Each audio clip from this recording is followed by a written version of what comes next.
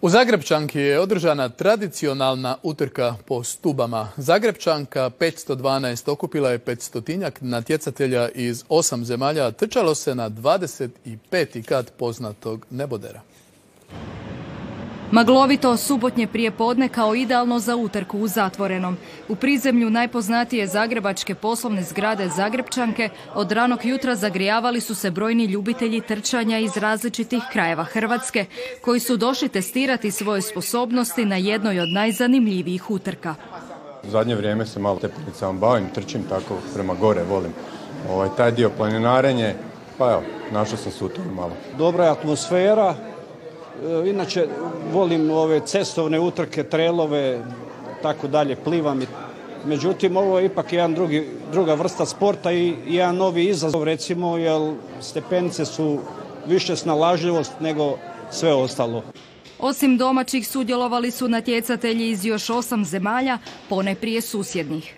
Trčim prvi put, koliko je zahtevno, vidjet ću tek kad se sve završi, a verujem da jeste. I kako to da ste došli ovdje? Pa jednostavno ovaj izazov nisam htjela da zaobiđem.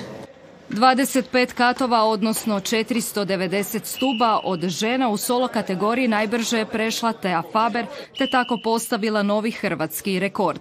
Thea je inače i svjetska pobjednica u tower runningu, a tom titulom okitila se nedavno u Šangaju, najbrže pretrčavši 119 katova u konkurenciji 3500 trkača. Trčim inače te stepenice, od tuda sam krenula, tako da je uvijek lijepo je vratiti se doma i trčati na domaćem terenu. Kod muških pobjedu je odnio Ivan Vuletić, koji je prošle godine postavio novi rekord, a ove ga srušio. Jako sam zadovoljan, cilj mi je bio srušiti taj rekord. Prošle godine sam išao 2.33.98, ove godine za malo bolje 2.33.66. Tako da cilj je ostvaren. Ova utrka je posebna baš zbog toga jer se trči stepenicama i baš zbog toga ljudi dolaze da vide da li mogu ustrčati na 25. kat. S pripremama za iduću godinu možete početi odmah jer trčanje je sport za sve generacije.